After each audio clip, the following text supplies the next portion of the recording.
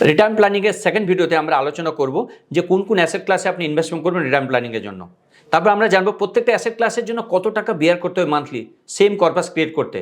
ইকুইটিতে কত টাকা করতে হবে, ডেট ফান্ডে কত টাকা করতে হবে, ক্যাশে কত টাকা করতে হবে বা ব্যালেন্স পোর্টফোলিওতে কত টাকা করতে হবে, আমরা প্রত্যেকটা বিষয় সম্বন্ধে জানবো। তো এবার কোশ্চিন হচ্ছে যে কোন কোন অ্যাসেট ক্লাসে আমরা ইনভেস্টমেন্ট করবো। তো প্রথমত আমরা সবসময় সবাই কি করি, আমরা পিপিএফে ইনভেস্টমেন্ট করি।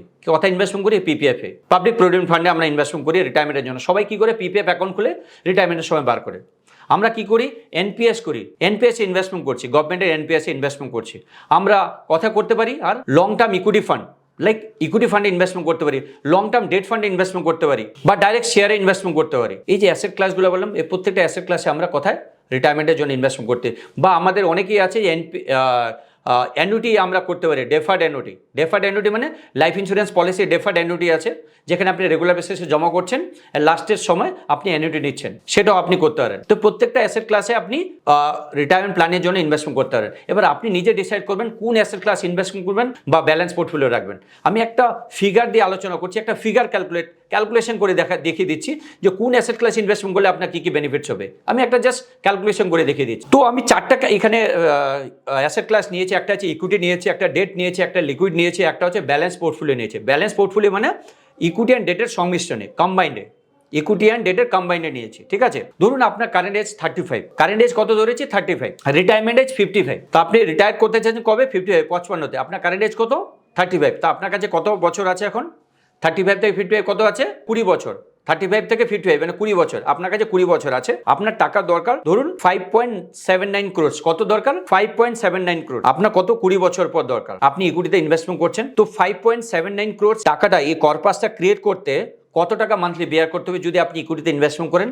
যদি আপনি 12% রেট অফ রিটার্ন পান, রেট অফ রিটার্ন কত 12%, যদি রেট অফ রিটার্ন পান 5.79 crores যদি আপনাকে কর্পাস ক্রিয়েট করতে হয়, তার জন্য আপনাকে 58,552 রুপিস দিতে হবে। কত টাকা দিতে হবে, 58,552 রুপিস। ব্যাপারটা বুঝুন কিন্তু, মানে আপনার 20 বছর পর আপনার টাকার দরকার। ধরুন আপনার বয়স এখন 35, 20 বছর পর আপনার দরকার 5.79 crores। তার জন্য যদি আপনি রেট অফ রিটার্ন 12% পান, তার জন্য আপনাকে 58,550 রুপিস মান্থলি পেমেন্ট করতে হবে বা এসআইপি করতে হবে, তার জন্য আপনার সেই কর্পাসটা ক্রিয়েট করার জন্য। এবার কথা হচ্ছে আপনি ডেট ফান্ডে করলেন, সেম ক্যাটাগরি, আপনার বয়স 35, আপনার রিটায়ারমেন্ট এজ হচ্ছে 55, আপনার কাছে 20 বছর আছে, আপনার টাকা দরকার যে 5.79 crores, আপনার চাচ্ছেন ডেট ফান্ড ইনভেস্টমেন্ট করবেন, পিওর ডেট, 100% ডেট ফান্ডে। তার কত টাকা করে মান্থলি বেয়ার করতে হবে সেই 5.79 crores ম্যানেজ করতে বা কর্পাস ক্রিয়েট করতে 1,11,192,000, মানে 1,11,192 টাকা মান্থলি বেয়ার করতে হবে, পেমেন্ট করতে হবে মান্থলি বেসিসে আপনাকে সেই কর্পাসটা ক্রিয়েট করতে, 5.79 crores কর্পাস ক্রিয়েট করতে। এখানে আমি যে রেট অফ রিটার্ন ধরেছি সেটা হচ্ছে 7% ধরেছি। 7% রেট অফ রিটার্নে আপনাকে 5.79 crores ক্রিয়েট করতে আপনাকে 1,11,192 টাকা দিতে হবে। এটা হচ্ছে second. Third number asset class কি, লিকুইড। আপনি লিকুইডে ইনভেস্টমেন্ট করেছেন, লিকুইডের আমি যে রেট অফ রিটার্ন ধরেছি 5% ধরেছি। সেম এজ হচ্ছে 35, আপনি রিটায়ারমেন্ট এজ হচ্ছে 55, আপনার সেম 5.79 crores লাগবে। আপনি কত টাকা মান্থলি বেয়ার করতে হবে জানেন, 5% রেট অফ ইন্টারেস্ট যদি হয় সেই ক্ষেত্রে 1,40,920 রুপিস, মানে 1,40,920 টাকা মান্থলি বেয়ার করতে হবে। 1,40,920 টাকা।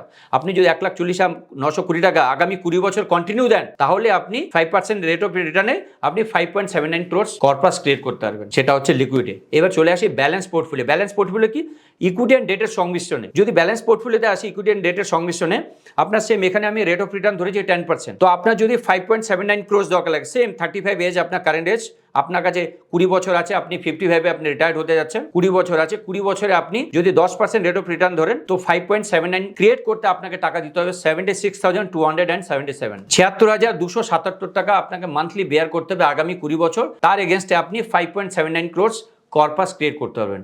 বুঝতে পারছেন তো, প্রত্যেকটা অ্যাসেট ক্লাসের আলাদা আলাদা পেমেন্ট আছে। আমি প্রথম ভিডিওতে বলেছি, যখনই আপনি রিটার্ন প্ল্যান করছেন না, ইকুইটির পোর্শন বাড়াবেন। আপনি ব্যালেন্স পোর্টফোলিওতে যেতে পারেন। আপনি যদি আমার ওপিনিয়ন বলেন, আমি যদি আমার কথা বলেন, আমি বলবো ব্যালেন্স পোর্টফোলিওতে যেতে পারেন, বা আপনি ইকুইটি পোর্টফোলিওতে যেতে পারেন, বা ডাইরেক্ট ইকুইটিতে যেতে পারেন। আপনি যদি চান যে ডাইরেক্ট ইকুইটিতে, আপনি ডাইরেক্ট ইকুইটিতে যেতে পারেন। আপনি যদি চান না আমি ব্যালেন্স পোর্টফোলিওতে যাবো, ব্যালেন্স পোর্টফোলিওতে যেতে পারেন। এখানে ব্যালেন্স পোর্টফোলিওর জায়গায়, এখানে ডেটের জায়গায় অন্য কোনো পিপিএফ বা এনপিএসও রাখতে পারেন। বাট আমি একটা কথা বলবো, পিওর 100% ডেটে রাখবেন না। আপনি যদি চান যে আপনার টাকা গ্রো করবে, তাও ইকুইটির পোর্শন বাড়াবেন। আমি প্রথম ভিডিওতে বারবার বলেছি যে কি ভুল করি আমরা যখন রিটায়ারমেন্ট প্ল্যান করি। সব থেকে বড় ভুল করে আমরা ইকুইটি পোর্শনসকে কম রাখি অ্যান্ড আদার্স ডেট পোর্শনসকে বেশি রাখি। আপনার রিটায়ারমেন্ট প্ল্যানিং হচ্ছে long term planning, return planning কি লং টার্ম, তো আপনার উচিত হচ্ছে ইকুইটির পোর্শনসকে বাড়ানো অ্যান্ড ডেটের পোর্শনসকে কমানো। যত পারবেন ইকুইটি পোর্শনস বাড়াবেন, কারণ এটা লং টার্ম।